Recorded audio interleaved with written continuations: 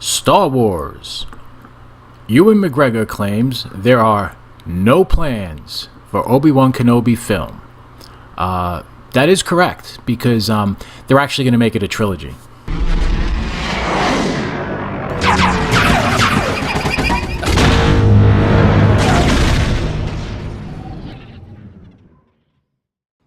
How's it going, everybody? This is Phil. Yeah.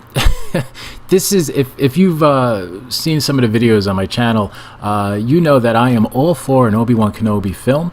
I think it is a turning point in the franchise for Disney's Lucasfilm. I think it's the film or potential trilogy that the franchise needs to right the ship, and I think it's absolutely imperative that we get an Obi-Wan Kenobi film starring Ewan McGregor back in the role that he has for a whole generation staked his claim to, and a lot of people from the original trilogy have embraced him in this role.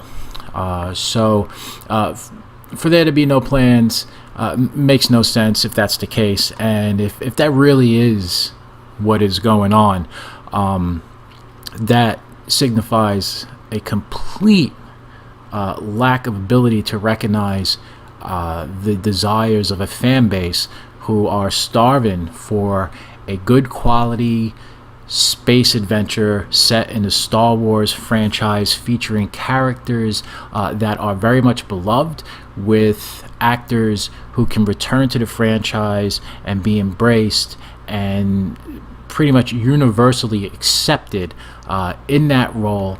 And you would end up with a side story or a solo story, quote unquote solo story, that everybody would feel really good about and would sell a ton of tickets at the theater and a ton of merchandise, and really set the tone moving forward, and it gives you an incredible time period to play in, this sandbox that an Obi-Wan Kenobi movie would be set in.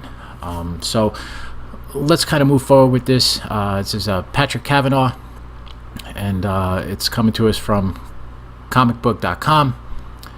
So it starts off by saying, for more than a decade since the release of Revenge of the Sith, star Ewan McGregor has shared his affinity for playing Obi-Wan Kenobi, having regularly volunteered his services to play the character in a new film.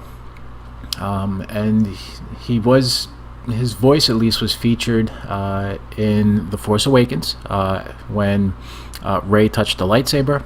He called out to her, he said her name. That was at Maz Kanata's castle, and he didn't show up in any way in The Last Jedi, but then again, pretty much anything that was hinted at or set up in The Force Awakens was either thrown away, discarded, or outright subverted in The Last Jedi. So The Last Jedi didn't matter. It just flushed everything right down the toilet.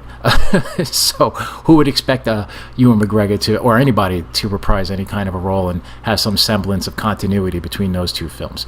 Unfortunately, if such a project is currently being developed, it is happening without McGregor involved, as he recently shared that he's unaware of such a project existing.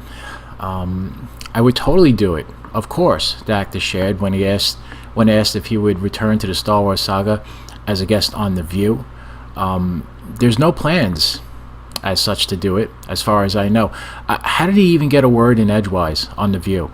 When I do not watch that show, but whenever I see a clip, it just sounds like 100 people talking over each other at once. It's insane. This is all I hear when I watched a clip from The View. Now there has been a lot of talk about maybe you coming back. Yeah. If George Lucas told There's no plans as such to do it, as far as I know. I mean, who can gather any coherent information from a clip like that? I mean, just the thought of you, it makes my head spin. Okay, so let's proceed here. The prequel Star Wars films might not have been considered fulfilling adventures for devout fans. Episode 1 was suspect. Episode 2 was really suspect. But both movies had their high points. Revenge of the Sith was a solid entry into the Star Wars franchise as far as I'm concerned. I thought that was a good movie and kind of saved that prequel trilogy. And of course, all of those movies are made better by the phenomenal The Clone Wars series, animated series, helmed by Mr. George Lucas and Dave Filoni himself. So Dave, that we're all rooting for to ascend to the top ranks of Lucasfilm. Though McGregor has been almost unanimously praised for his performance as Kenobi, pretty much I don't know anyone who really didn't enjoy his portrayal, at least nobody that I know personally. I'm sure people online have issues with it. People online have issues with everything. But delighting fans, both new and old, with the portrayal. Yeah, I would say that's a high 90 percentage. His performance as far as Obi-Wan is concerned. Following the events of Revenge of the Sith, Kenobi went into hiding on Tatooine to both hide from the Galactic Empire and keep an eye out on Luke Skywalker. With what happened in those decades, a relative mystery for viewers. The actor pointed out how many exciting adventures could appear in that time period. There must be a good story to tell as they're doing spin-offs. There's likely to be a good Obi-Wan between me and Alec Guinness, McGregor noted. And that's the thing, is you're talking basically, he drops Luke off on his aunt and uncle's doorstep. And there's essentially 20 years of Obi-Wan watching over Luke and Luke growing up, and there's probably some interactions between a young Luke Skywalker and Obi-Wan Kenobi that would be fun to see on screen, to see that interaction of a young Luke and a middle-aged Obi-Wan, because Luke is aware of him. You know, he does ask his uncle about him in A New Hope. And as far as the stories are concerned, I mean, you're on Tatooine, so we could actually go back and revisit Jabba's palace in one of the movies. Boba Fett is around. There are Jedis who survived Order 66. There's probably some clone troopers in hiding. Darth Maul is around. We all know that at this point. And a lot of the original trilogy characters, they're all there, you know, in this time period. And you don't have to tell a story that goes all the way up to the point where Obi-Wan meets Luke.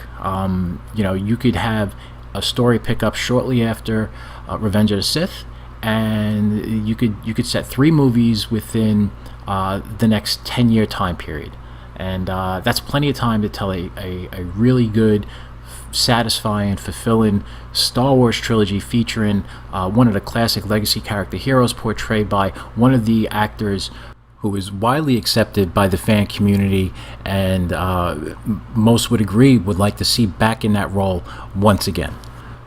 Once the prequel trilogy was completed, fans didn't expect to see a solo film focusing on the character, as Lucasfilm hadn't established the concept of a Star Wars film that didn't focus on the Skywalkers. That all changed when Disney purchased the studio in 2012, which has seen multiple spin-off films released that explore other corners of the galaxy far, far away. Yet fans didn't expect a lot to see. There was a lot the fans didn't expect to see once Disney took over and bought Lucasfilm and started churning out movies. Pando Lando, L337, Luke Skywalker being a grump, Han Solo being a deadbeat dad, Leia Poppins. I mean, they opened our eyes to a whole new corner of the Star Wars galaxy. That is for sure. Okay, given the praise McGregor has received for the role and fan interest in seeing him return to the saga, the actor feels like he's being redundant by offering his services. The actor joked, "I've answered yes so many times, it looks like I'm touting for work. Just keep saying yes. We don't have a problem with that. Tout away, sir." Prior to the release of Solo, A Star Wars Story, conflicting reports emerged about the status of upcoming spin-off films. This was a fun period of time. One report claimed that Logan director-writer James Mangold was developing a film based on Boba Fett. With that same report noting that Lucasfilm was also developing an Obi-Wan film. In the weeks following that report, other rumors emerged that the studio was putting all spin-off film development on hiatus, only for Lucasfilm themselves to seemingly refute those rumors without confirming additional details. And then further details came out stating that the movies were not being made yet again. And then once again, a report came out stating that nope, Lucasfilm was making maybe a couple of the films, but then some of the films were going to stream. Now all of the films are going to stream, and now nobody knows what's streaming. It's the biggest mess in the world. Stay tuned for more details.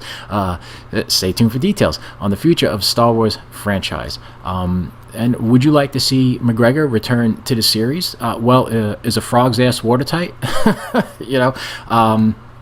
Let us know in the comments below, or hit up the Wolfman. Look,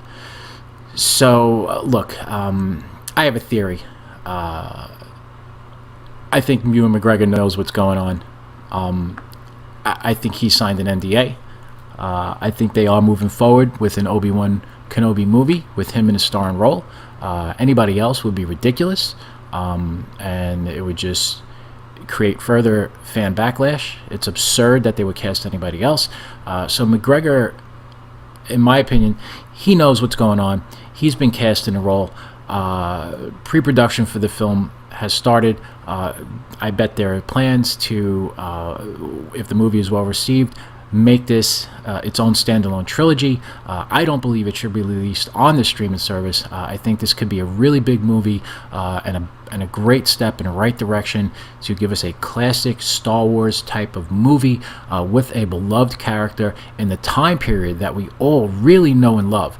I think one of the reasons why Rogue One has garnered a lot of love and affection as one of the Disney era movies is because it does find itself in that time period, and it feels like home.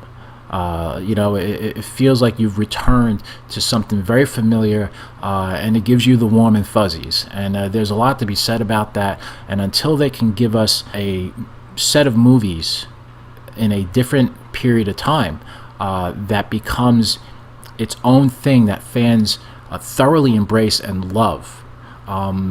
These movies set in this time period are an easy go-to, and if you tell the stories the right way, they won't feel like cheap rip-offs put out there just to prey off of the fan base's nostalgia, because it is a real big thing for this franchise. We love these original characters, we love our legacy characters, we love our original trilogy, and that's why that merchandise sells above and beyond anything else that's put out there consistently. This movie is going ahead. I will state my claim on that right now. You heard it here first. I think this is nonsense. I respect Ewan McGregor, but I think he's full of shit. I think he totally knows what's going on. And we can expect to see him back in his robe and tunic with his lightsaber in the next couple of years. And, at that point, the turnover will be complete, and we will be full steam ahead. And this is going to be something, hopefully, if they can nail this and do this the right way, it's going to be something that fans have been clamoring for. It's going to take whatever you got glimpses of in Rogue One, and it's going to dial it up to give you the classic trilogy feel. It needs to. They need to do that. Absolutely, 100%. They cannot drop the ball on this. They already blew it with Luke Skywalker. If they blow it with this, I'll be out. I will then cash in my chips. So don't blow this again. All right, you're getting a second chance here. Make it happen, Captain.